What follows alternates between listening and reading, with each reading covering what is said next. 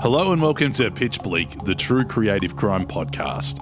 I'm Hayden Bevis, and joining me, as always, is Chris Kennett. Hello, Hayden. It is an honour to work alongside you. Chris, this is the first episode. What are we trying to do with this show? Well, Hayden, each and every episode we will be investigating the untimely demise of a creative concept, a work of art that was cruelly and suspiciously cut down in its prime.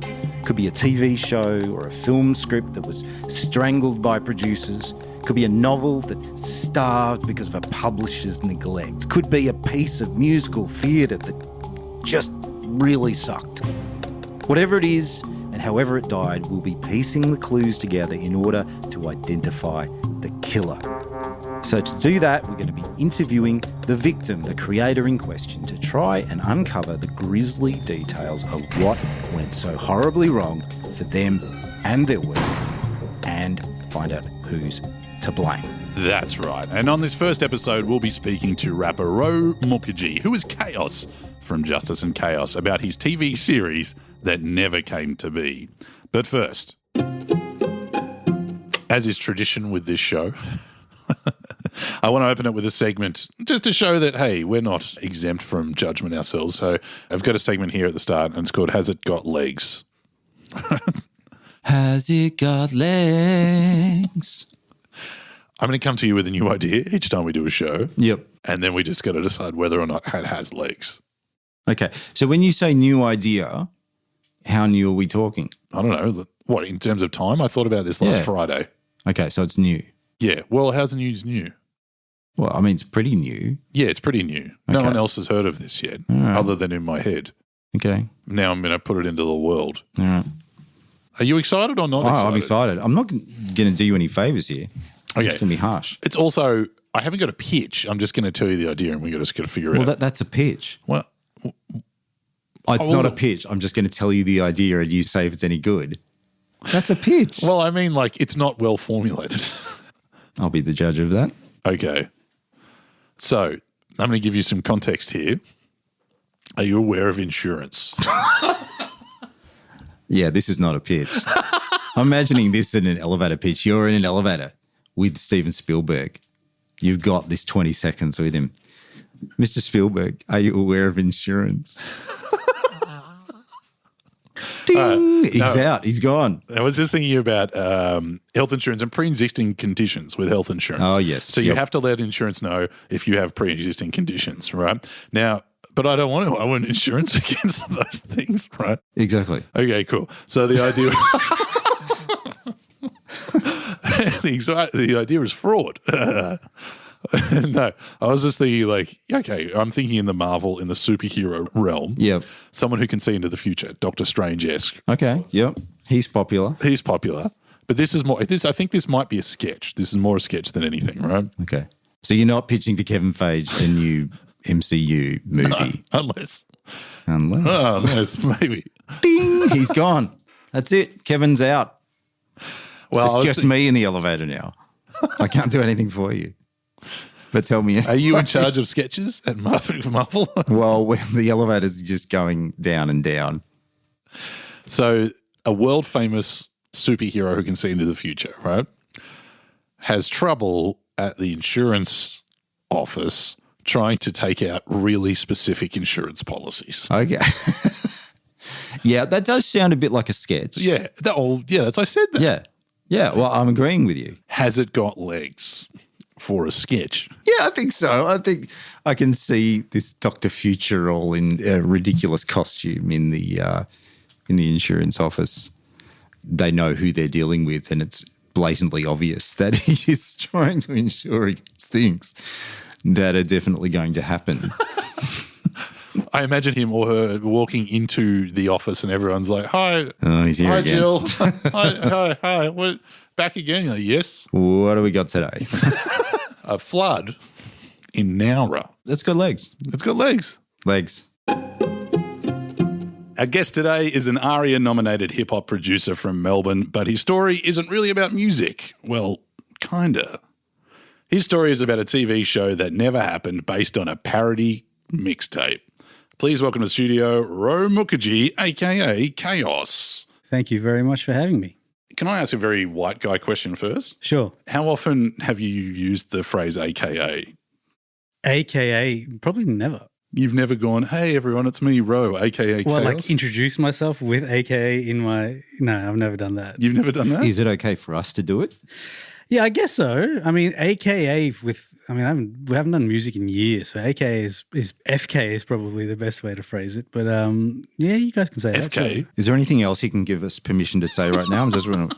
Have you Write heard a of few things down. FK, formerly known as? That's also another acronym. Oh, okay. Oh, no, I haven't. I thought it was something ruder than that. Yeah. No, formerly known as. I only mention this, Chris, because I've known Ro for a while now, and I do constantly come up against very, like, you can't rap hands at Ro. That's one thing he's told me about being a hip-hop artist. Okay. There's lots of tropes. There's a lot of tropes. So, like, when you were in the prime of your hip-hop career, all promo photos and everything. It's like in front of like graffiti or standing down looking at the camera and doing rap hands. It's what it really was is we probably took ourselves too seriously and we're very serious about our craft. So anything that smelled like a trope or a stereotype, we were like, no, we don't want. Pay attention to what we're actually doing rather than put us up against the graffiti wall or give us rap hands. But you get that, right? From the sounds of it, you were about keeping it real. Yes? I mean, I guess. Can I say that? I guess. I mean, that's probably another trope, but yeah, I guess so. K-I-R. Ro, aka Kaos, you are from the act formerly known as. Is it still existing, Justice and Chaos, or have you actually pulled the pin on the hip hop act? No, we're not doing any hip hop anymore. So Okay. in that sense, it doesn't exist. But the music's out there, I guess. So it's there for eternity to live on. The Justice and Chaos act began around early 2000, 2003, around that time. Yeah, I think you're about. I met Christian, who is the other half of the group, in high school. I was when I was 16, 17, entering underage rap battles, and Christian got wind of this, and sort of we became friends because he was intrigued by this battle rap thing.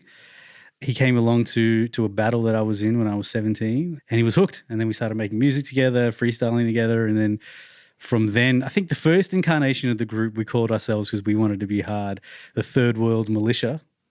That was our name for quite a while, which we then shortened to Third World because militia we found too aggressive and not us. So you didn't want to keep it that real. We didn't want to keep it that real. And then when we got signed, we changed our name to Justice and Chaos. So that started, 2003 is when it started.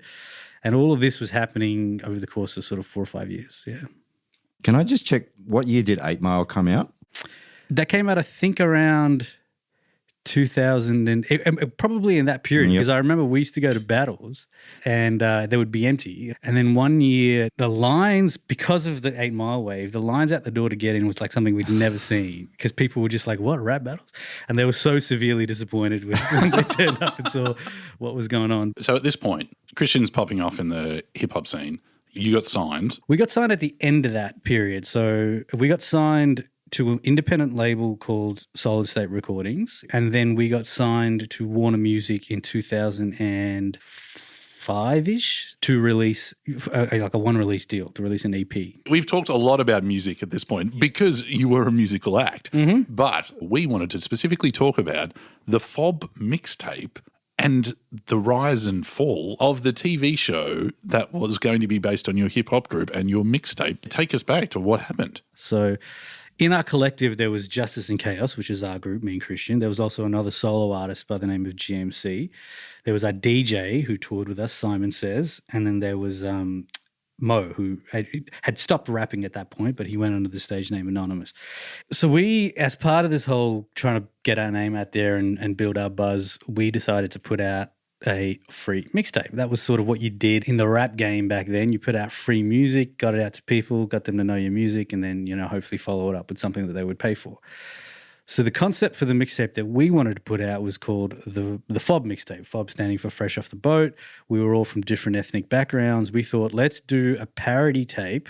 I guess the closest example is, imagine Weird Al Yankovic doing a rap mixtape with all borderline racial themes throughout it. So that was the concept for the mixtape. Can I have a track here? Can I play some of Sure, it? go for it.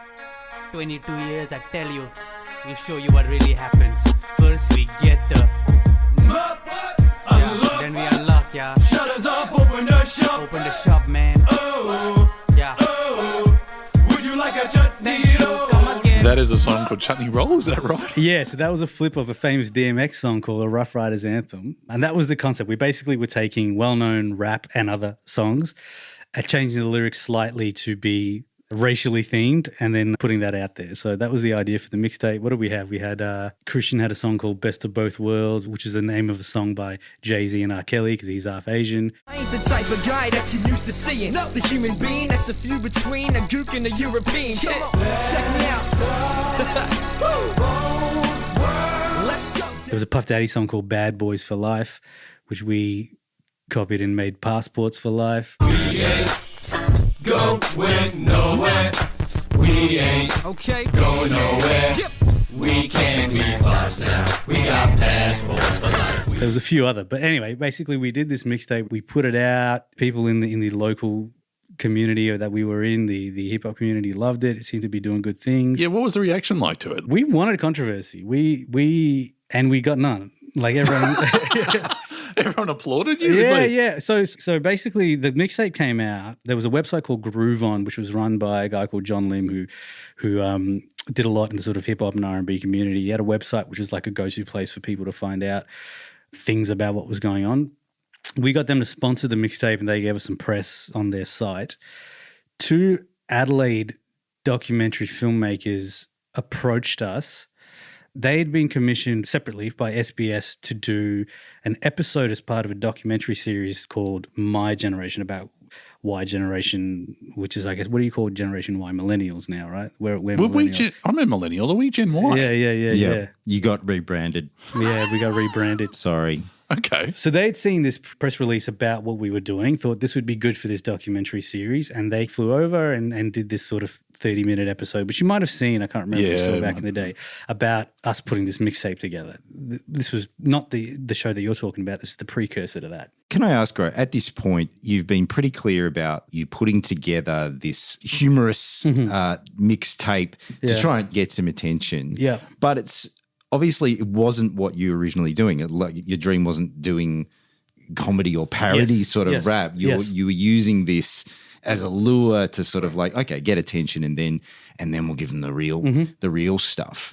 So how did it feel, even with these documentary filmmakers coming to you and getting interest on the basis of this rather than go, oh, well, actually we're serious rappers, guys? Yeah, at that stage, that wasn't an issue because we knew that there was a bit of groundwork that we had done to sort of try to establish ourselves. And we knew that through that process, we got that Warner deal. So we knew that there was stuff coming. So plus on the mixtape itself, whilst it was funny in tone and the nature of it, we thought that we're not compromising the craft on this. Like we're still writing very well. Like we still, if you listen to us, our idea was that you could still tell that we're very good at what we do. You were still KIR. Keeping it real. Yeah, I guess so.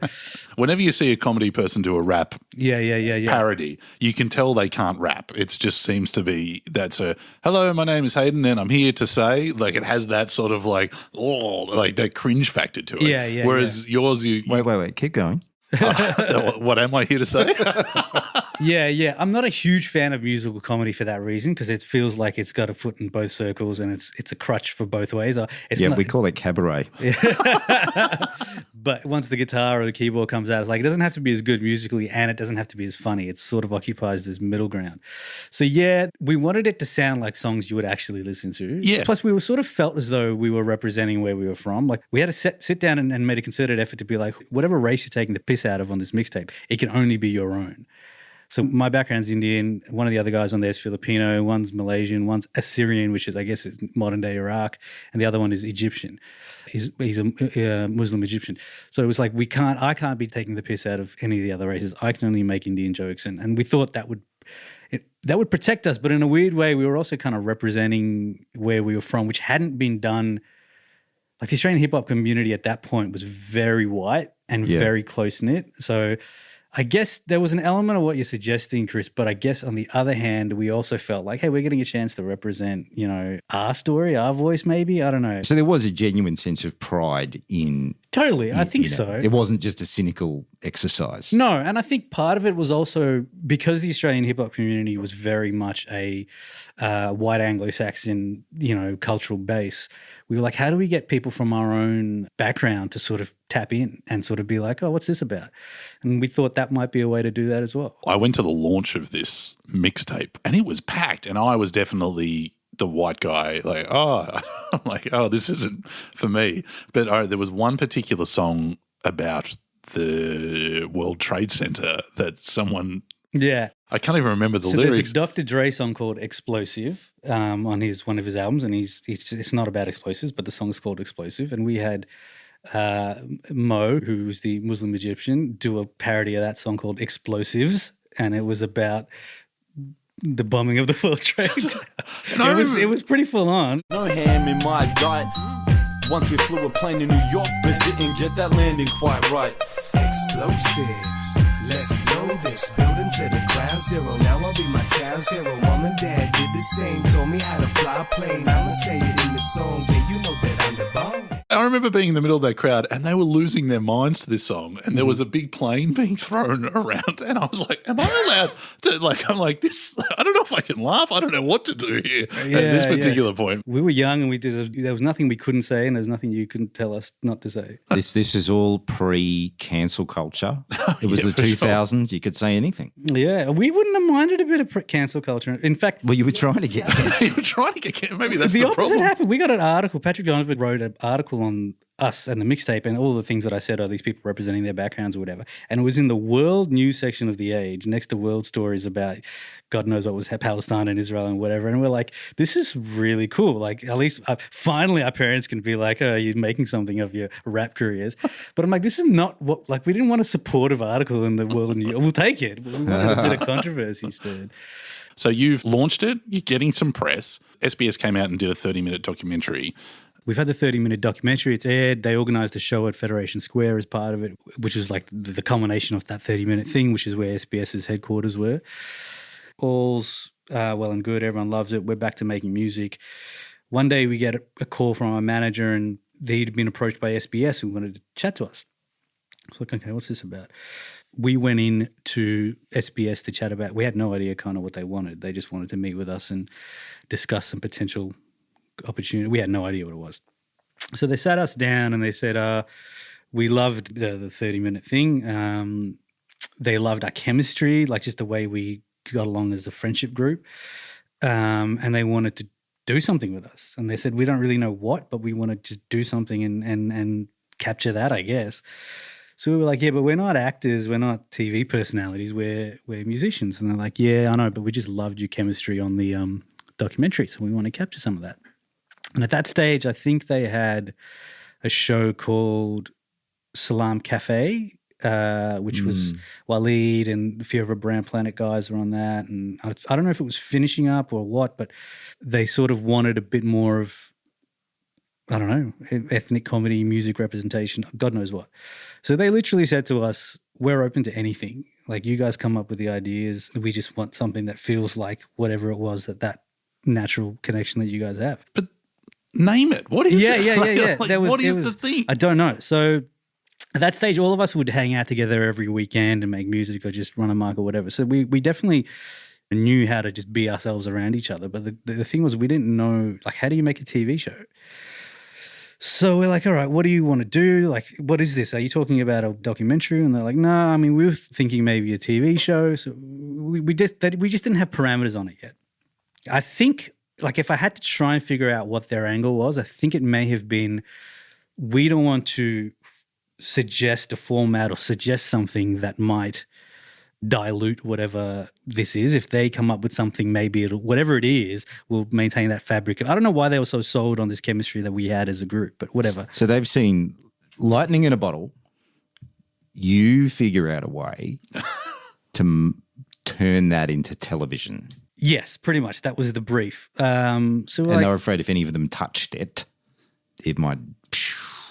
Yeah, I guess so. That's pretty good analysis. I guess so. For this meeting, who were you sitting down in front of? I can't remember. I think he was involved in programming somehow. He knew the names of other writers and writing studio, like, I don't know what you call them, but writing teams that he potentially was spruiking.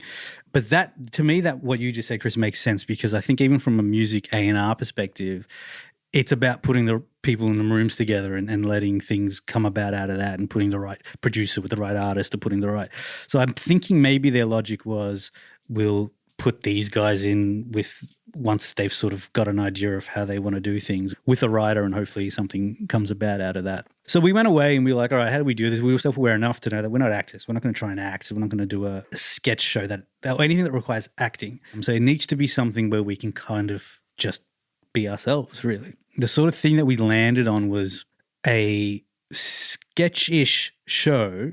Have you seen, Nazim Hussain had a show, and he would do things like, remember that he had a sketch where he was standing out the front of Cherry Bar, and where he was like the Indian security guard, but he was like knocking everyone back for wanting to see their immigration papers and stuff like that. So it was just sort of like culturally themed sketches that were kind of authentic. So I guess it was kind of in that vein. It was like, can we bring some of that Fob mixtape kind of element to it, that sort of background that we come from, but not have to act? You're going to set these scenarios up for real? Yeah. It was like a Jackass meets sketch, push the boundary a little. So that was the idea. We wrote out a whole bunch of stuff. We did our own mini writing thing. It was me. 60 was involved at that stage because we were all hanging out together. The guys all had ideas. I sort of, I guess probably as a precursor to what we do now, put that into like an actual thing that we could try and like present and sell or whatever. Yeah, okay. And did you have a name at this point, a title for it? No. Right. Oh, you didn't have it? Oh, it was just we had like... nothing. We had none of the stuff that would make something a TV show, except some ideas written down on paper. You're making it sound like you just like handed over like No, a I'm napkin sure and we be would have like, been deal like- with this, SBS. A placeholder thing like the Fob show or the Fob mixtape show yeah, or something, okay. but not an official thing that we were running with. For the purpose of the rest of the podcast, Yeah. can we give it a name? Yeah. Is it like, Chris, you're very good at names. Fobbed Off. Fobbed Off. There we go. Are you happy with that? Yeah. You're not happy with that. You looked to the I right. just immediately went to Fresh Off the Boat, and I realized there's now a show called Fresh Off the Boat. But yeah, I guess we at that probably would stage, have called it Fresh Off the Boat. Yeah. The idea for Fresh Off the Boat is Jackass meets sketch comedy, which for me, like, it sounds like you and the Fresh Off the Boat crew would set up almost scenarios where you, like, what character would you have done as an Indian man? I don't know. Maybe I would have been a taxi driver. Would you have stereotyped it Yeah, and then put like real people come in and then you just play it up sort of stuff? Yeah.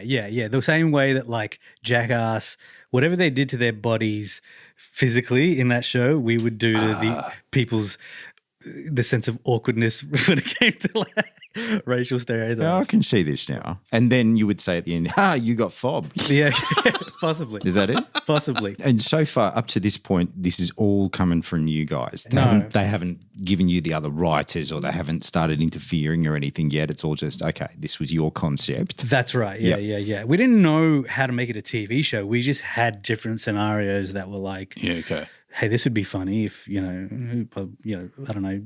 don't know what the pitch was, but we met with them, we presented it, they seemed to like it. When you say that, were they like, oh yeah? Like, do you remember the reaction like they were giving at the time? Did anyone at any point go,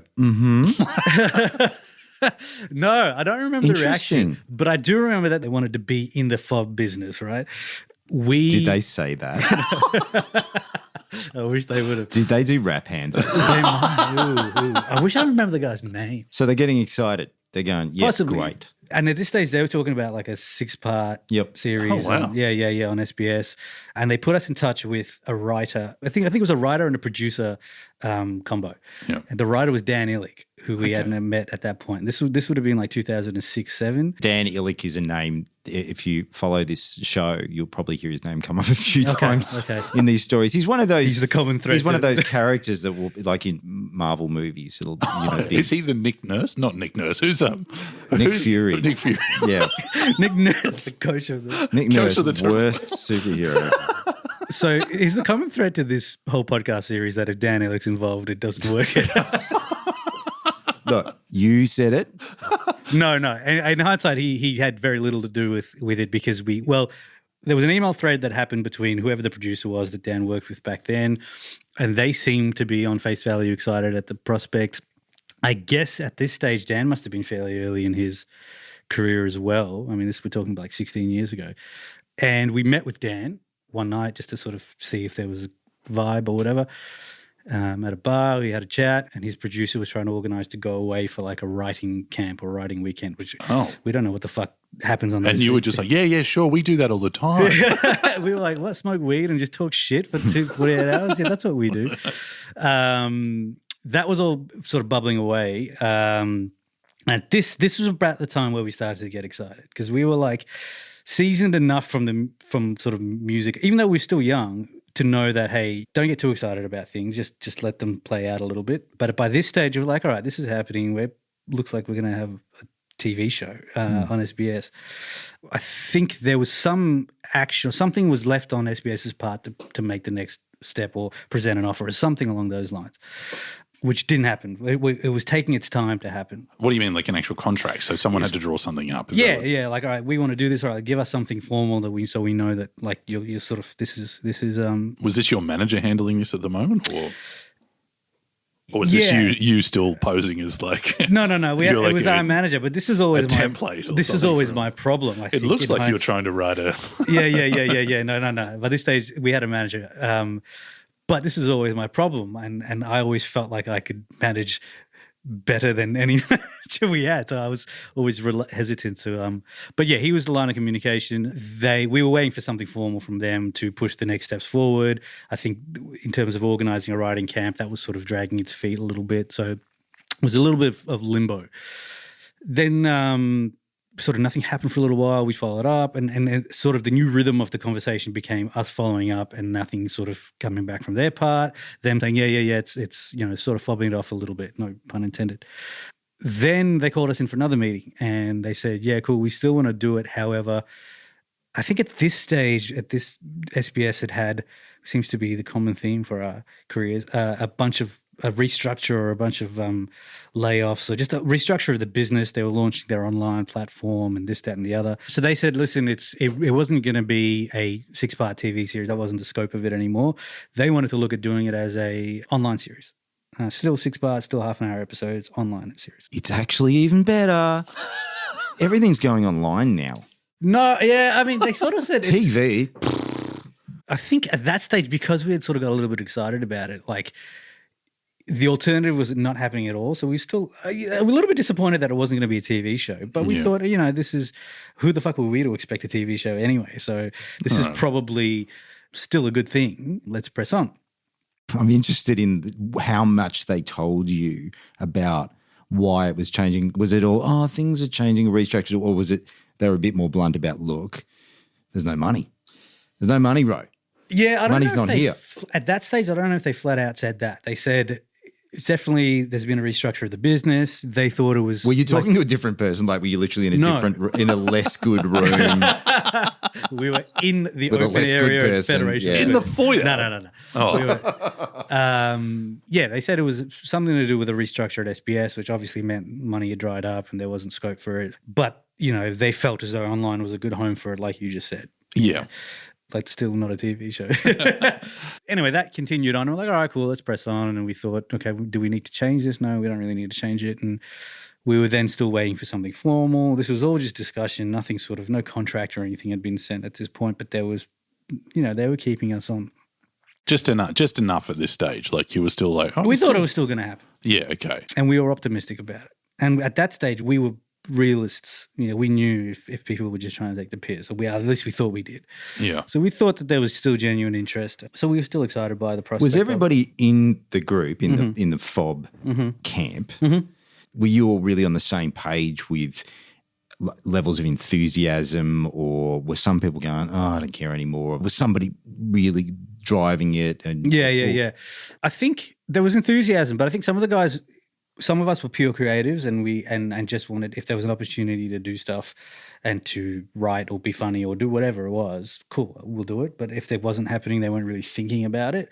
At that stage, Justice and Kaos, the group, was probably the most far along as far as our careers. We had a manager, we had a release out. So we were sort of our manager, and we were kind of leading that conversation a little bit. I think there was various levels of excitement about the business of it. Some people had no interest in the business of it. We I had very much so an interest in the business of it. So yes, there was various levels of excitement around the project, but I think there was always going to be. I think some of the guys in the collective would only ever really be involved just in the creation of it, not the business side of things, which was not a problem. We were all friends and Passengers. not even that. They would have had the ideas. They would have had that. Like, it's just there was definitely a we understood the idea of having a team involved. But in any case, some people's interest was waning a little bit, but that wasn't a problem really. So they called us in at some point for another meeting. This will be the third meeting? Third face-to-face meeting. At that point, they had said the scope had changed again. At this point, they wanted to do still a series. I don't know if it was 6-part. It was maybe less episodes, but not a half-an-hour episodes. They were like short, 5 to 10 minute shorts. At that point, we're like, this isn't going the way that we thought it was going to go, and this isn't necessarily going to be what we want it to be. But again, we were trying to see the positive in it, and off the back of a 30-minute documentary, it's still an association with SBS. But after that meeting and following up a couple of times, the conversation just completely dried out. So things don't often have a nice little punctuation mark at the end of it. You'd like for someone to say, no, this isn't going to work out. Oh, hey, we're going in a different direction. Oh, sorry, this guy's been fired, so we're not going to do this project anymore. That would be nice to get some closure on it. But often it's just, wait, what? It's like, like, what? I haven't heard from this person anymore. Is this still happening? Which, I mean, it's a good lesson to learn early in this space, because if you expect that clarity and that absolute certainty about things, it doesn't happen in this space. And if you've got a TV show in the pipeline or a music release or a gig or whatever, your TV show is not certain until it's fucking airing on TV. And even then. Yeah, exactly. So they were two good lessons to learn. It was I wish there was closure around it, because well, that's the purpose of today's show is to offer new closure. Your last email was something like, is this still happening? And we haven't heard anything yet. Still, yeah, maybe they still haven't got to that email yet. I don't know. So we'll, as a group of friends, we'll still get, like, we're going away this weekend, and I'm sure it'll come up. It'll just be like, remember when we were going to have a fucking TV show on SBS? Like, it sounds ridiculous. Have you considered at any point in the intervening decade and a half, nearly, just following up the email again and go, hey guys, just wondering what's going on with this? I don't know if I want to find out that guy's name. Yeah, I don't.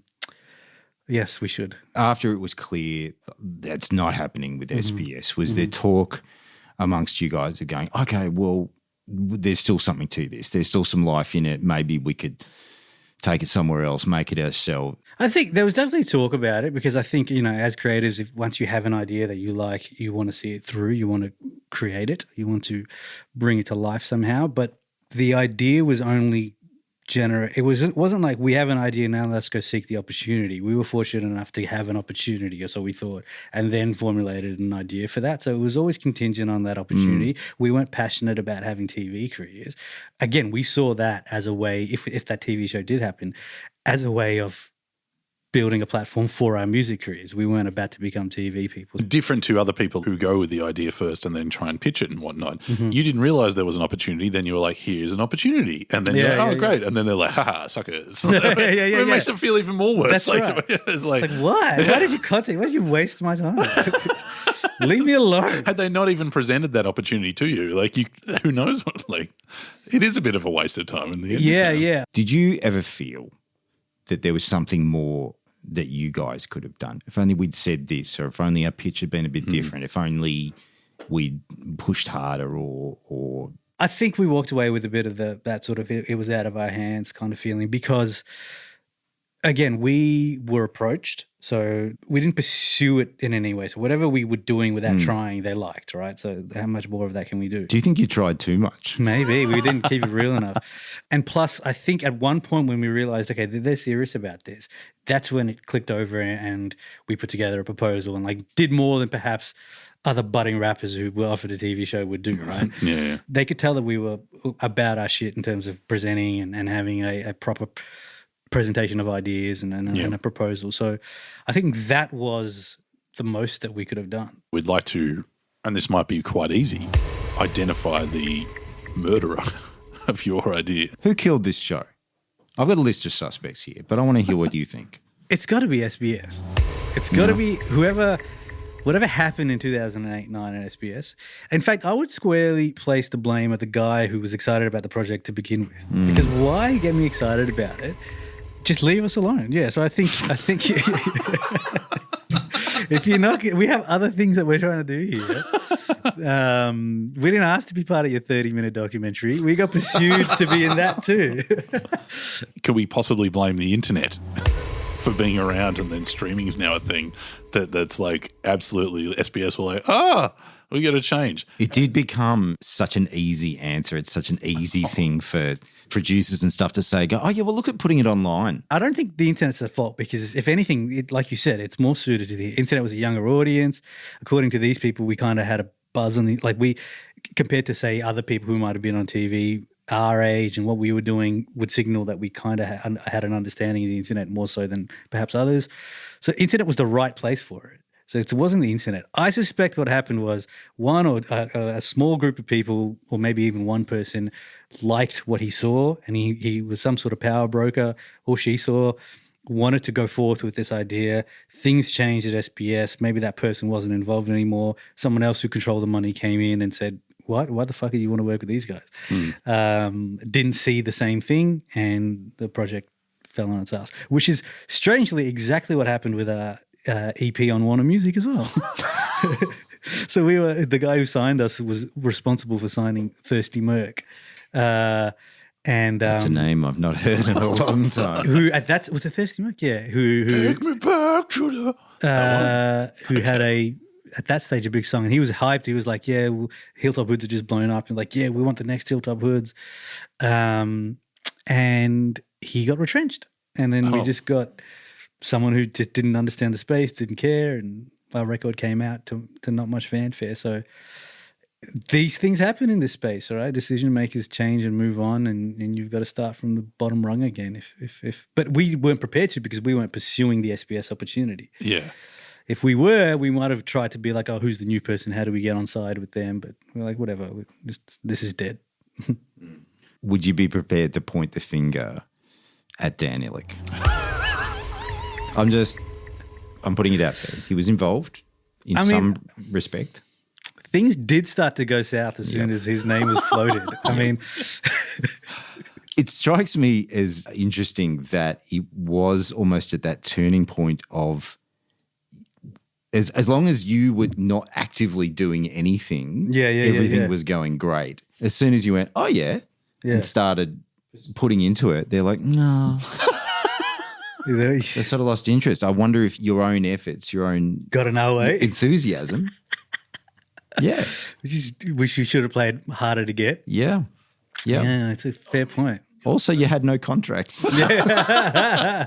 We were trying to get a formal offer, but once we had an idea. But yeah, you're right. As soon as we started trying to make it Well, okay, formal. Chris, throwing that back at you as someone who's done with TV before, had they played hard to get, would that have encouraged the power brokers to throw even more at them? Nothing is impossible. I think probably what did happen in this case is there's one dude who's like way into it, and they have stars going off in their head. Mm-hmm. They're the champion of this thing within the organisation, but they need more from somewhere. They need a pitch, a format, enough boxes ticks to get the real, the pen pushers to sign off. Yeah. Now, in terms of what you're talking about, if they played harder to get, they were on the hook. That's the thing. We know you're coming back with a pitch. We know you're going to wait for us to get back to you. Yes. They're not going anywhere. There's no urgency on the part of the network. I feel like we've found the killer. We don't know this person's name, but this champion at SBS who couldn't get it across the line. Then Chris has somehow flipped it to make it your fault. We didn't try hard enough.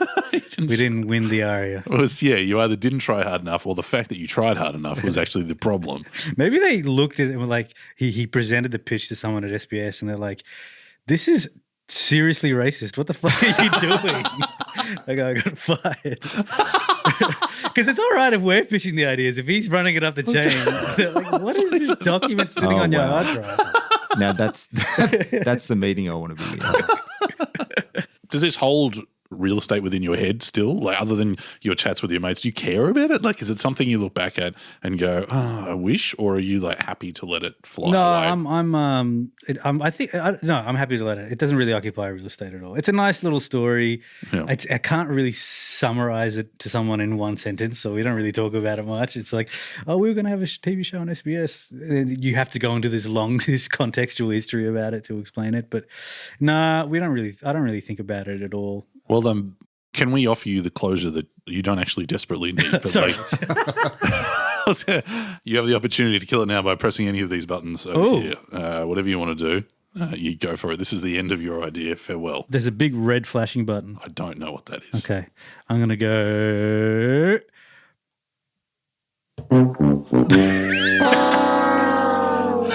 That is probably the most appropriate sound. If they had you chose the obvious one. Well done.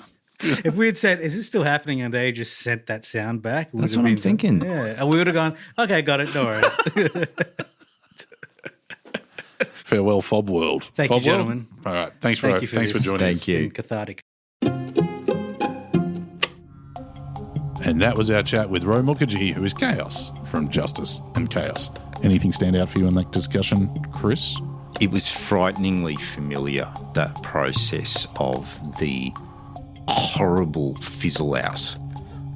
Just that massive, disgusting come down from the promise of a TV show to maybe a web series to a, we like you, but maybe.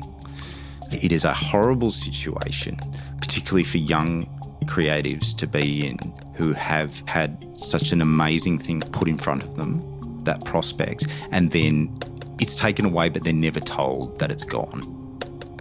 So there is no reason for them to move on and walk away, because even if you know it's dead, you know it's gone, you know they're not coming back to you, but they never said definitely. So fortunately, I'm really heartened that Ro doesn't seem to be too haunted by what happened with SBS. He might even watch the Tour de France sometime. That is it for our show this week. Till next time. Till next time. Thanks, Hayden. Thanks, Chris.